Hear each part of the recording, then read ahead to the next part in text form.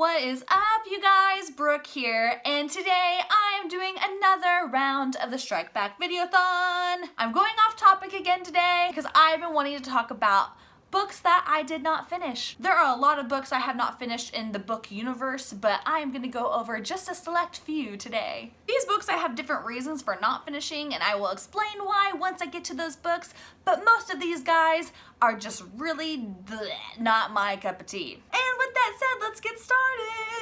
First up on my list is a book that lots of people love and have a great big fandom with the series. That book I don't own anymore because I got rid of it, but it is The City of Bones, which is from the Immortal Instrument series.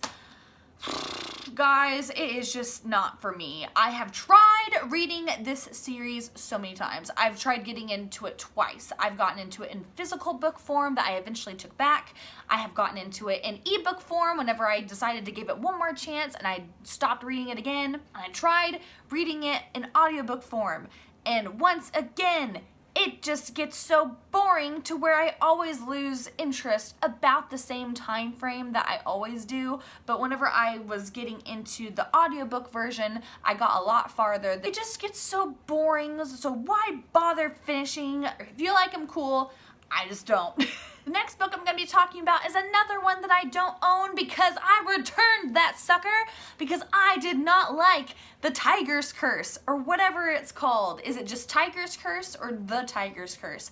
Anyway, it's the first in a series that I did not even like. I don't even really remember what it's about. Really? The only two things I remember is this, that the main character explained everything wonderful about the airplane that she was on. She was on this private airplane and she was going on and on about how cool the bathroom on the plane was. It almost reminded me of like what Air Force One's bathroom would look like, except I'm sure this airplane's bathroom sounded even more epic than what the president would have on his plane. And then whenever the main character was talking to this one older man who she didn't really know very well, he was on the plane with her going to another country for whatever reason, I forgot why, but she didn't know this older man very well, and I guess he told a joke that I did not find funny in the slightest, and then she was talking about how funny it was and how it was so funny that it made her cry and that it made her wipe away a tear.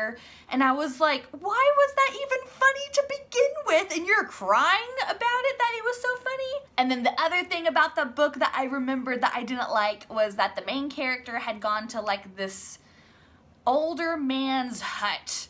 And he was like an older man that lived out in the jungle or something. And he made, I don't know if he was a witch doctor. I forgot what happened, and I don't remember what his title was. I remembered the main character kept listing all of the herbs and all of like this ingredients of what he used to make this one concoction with. And I was just like, I don't give a rat's butt about what's in this concoction, lady.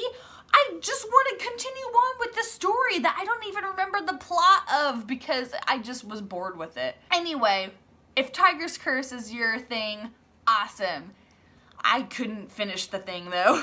Going back to the Shadowhunters universe is a book that I tried to love it, and love can't be forced, people. I don't like the Infernal Devices series, and I've talked about this before a while back on a video of the Strike Back Videoathon, but I tried reading, what is it called? Clockwork Angel. I tried reading Clockwork Angel and I could not finish it. I mean, I was so close to being done, y'all, and I just couldn't do it. I was just like, I don't understand the hype. This is kind of boring and kind of lagging, and the characters, everyone's hyping up these characters. For what reason, I have no idea. But the plot, I just was like, I don't care. I don't care. I actually remember watching Pullin' Banana's review of Clockwork Angel because I stopped finishing Clockwork Angel, and I was like, maybe if I watch her review on it, it will make me change my mind and just continue to read what's left. And after watching her spoil pretty much the ending for me, not spoil, but I spoiled myself because I wanted to see what was all there is to it. After watching the spoilery parts that she talked about and how it ended, I was just kind of like, did I really miss anything? Did anything really happen? I just don't like this book! Sorry I didn't finish it, y'all. just not my thing. And it probably never will be, because I've given any Shadowhunter book that I could a chance to get into the series, any of those series, and I just can't. Another book I have mentioned in the Strike Back Videoathon was Afterworlds. Oh, can I show it off? Yes, I can. Afterworlds by Scott Westerfeld. This was about a girl who got a book deal whenever she was like maybe on the cusp of finishing high school, and she moves to New York and is trying to live the author life. This should have been everything ever to me, because I've always wanted to be like an awesome author, and this just did not deliver. This just was very, very boring, very, very slow, and after talking about this in one of my other videos, I had a couple people who, I think it was at least one person who agreed with me that this was very, very slow. That person got through the book. I couldn't finish it. I think I got 160 pages in. It's exactly 599 pages, and I just didn't want to give it so many more pages worth of a read whenever I was just like not enjoying myself whatsoever with this book. And so I DNF'd it, and I'm proud of that, because there's so many other things out there that's good to read, and this for me just was not one of them. The last book I will be talking about that I did not finish was sadly, this is a hard one to say, and I will explain why I didn't finish it, but it was Always and Forever Laura Jean. I love Jenny Han's writing. I have raved about her writing and how I love her as an author in past videos of mine before. This one, it was fine. And I didn't finish it. Okay, well, how far did I get? Okay, so I read 222 pages of this book, which had 325 pages. So I had maybe about 100 or more so pages left to read.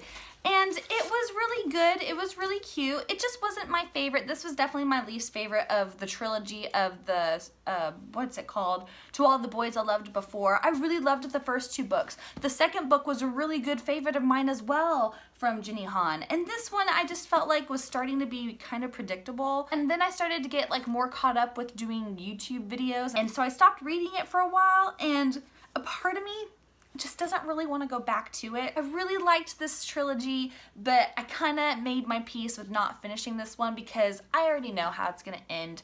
I don't want to spoil things, but I mean, you can kind of picture how it's going to end by things, I guess. It's lovely, adorable, and cute, but I have other things on my plate to read, and I just want to get to those first. Sorry.